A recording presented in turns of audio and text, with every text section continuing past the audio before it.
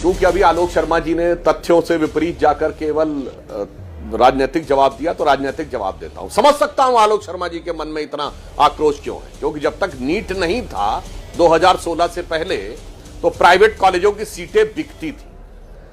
Under graduate की 20 से 25 लाख रुपए से लेकर 45 से 50 लाख तक, और पोस्ट ग्रेजुएट मेडिकल की 50 लाख से लेकर 1 करोड़ तक। और दर्शकों से कहता हूं, जाके चेक करिए, 90% के मालिक इन्हीं की पार्टियों के नेता थे, जो उन्हीं बच्चों के दम पर सैकड़ों करोड़ रुपया पर ईयर कमाते थे। जब से मोदी जी नीट लेके आ गए, तब से स्थिति क्या हो गई कि सामान्य मध्यम वर्ग, सामान्य निम्न मध्यम वर्ग के बच्चे को, जिसके लिए कल्पना से परे था कि 50 लाख रुपए 1 करोड़ रुपए देकर वो एडमिशन पाएगा, अब उसे एडमिशन मिलने लगा।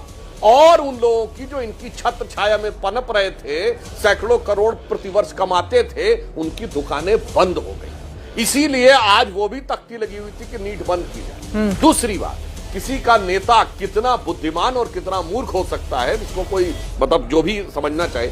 152 पेपर लीक में तो सारे राज्यों के पेपर लीक शामिल है। नड्डा जी ने भी सारे गिनाए और कहा मैं अपना पेपर लीक और तुम्हारा पेपर लीक नहीं कह रहा हूं। ये राजस्थान के 19 उसमें शामिल है कि नहीं, ये ना राहुल गांधी को समझ में आता, ना आलोक शर्मा को, और ये भी नहीं इनको समझ में आता है। इन्हीं की सरकार के समय में राजस्थान में अजमेर से जयपुर तक किसने पदयात्रा निकाली? सचिन पायलट ने, और कहा 19 पेपर लीक हुए हैं और मुख्यमंत्री मजाक बना रहे हैं कि मैं जादूगर हूं। और उन्होंने कहा मेरे पैरों के छाले फट जाएं मगर मैं नहीं मानूंगा। और हुआ क्या? सचिन पायलट और उनके विधायकों के खिलाफ देशद्रोह के मुकदमे दर्ज हुए। कोई भी पता कर ले जाके, सचिन पायलट और इनके अपनी पार्टी के विधायकों के खिलाफ मुकदमे दर्ज किए। तब न राहुल गांधी के अंदर कोई बात जागी ना कुछ। तो इसलिए सबको पता है कि कौन यथार्थ में। तीसरी बात मैं कहना चाहता हूं, ये मुझे बता दे आलोक शर्मा जी, छात्रों के हित के लिए हमारी सरकार चिंतित है। प्रधानमंत्री जी ने बहुत स्पष्ट कहा है कि अब दोषियों की सजा के लिए भी फास्ट ट्रैक कोर्ट का व्यवस्था की गई है। मगर मुझे यह बता दें कि मोदी जी का लास्ट डे, इसका नीट की व्यवस्था से क्या कनेक्शन है?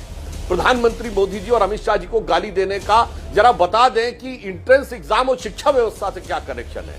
उमर खालिद को जेल से बाहर होना चाहिए। प्रेमानंद महाराज ढोंगी हैं और वो सीता के पति का काम नाम लेके नीता के पति का काम करना, भगवान राम का अपमान करना। जरा मुझे मतलब नीट का एग्जाम इंजीनियरिंग और मैथ्स का होता है, तो मैं चुनौती से कहता हूं कांग्रेस के और हमारे विरोधियों से जो सांसद भी बैठे हैं, इसमें फिजिक्स केमिस्ट्री मैथ होती है इंजीनियरिंग के बच्चों के लिए, और जूलॉजी बॉटनी केमिस्ट्री होती है मेडिकल के लिए। तो physics chemistry math zoology botany chemistry का कोई सिद्धांत बता दें कि इन चीजों का कनेक्शन हो। अब मैं टेक्निकल बात करता हूं। ये कह रहे हैं इस्तीफा दो।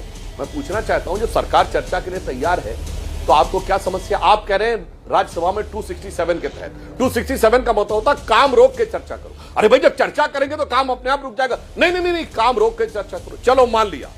अब मैं इनसे चुनौती से पूछता हूं, हमारे माननीय सांसद भी बैठे हुए हैं, जब कोई चर्चा होती है चाहे लोकसभा में और राज्यसभा में, अंत में उसका जवाब कौन देता है? उस विभाग का मंत्री। मंत्री से इस्तीफा दे दो तो फिर जवाब कौन देगा? अब आइए पॉइंट नंबर 1, अगर आप कह रहे हैं मंत्री से पहले इस्तीफा दो, तो जब सदन चल रहा है तो मंत्री को इस्तीफा सदन में देना चाहिए। सदन में इस्तीफा देंगे तो मंत्री का वक्तव्य हो जाएगा, और संसद के नियम के अनुसार मंत्री के वक्तव्य के बाद सदन में कोई चर्चा नहीं हो सकती। तो मैंने दोनों बातें बता दी। ठीक है साहब, आप किसी भी नियम के तहत चर्चा करा दीजिए, उसका जवाब कौन देगा? संसद में आकर विभाग का मंत्री देगा, और ये कहते हैं विभाग का मंत्री इस्तीफा देगा। विभाग के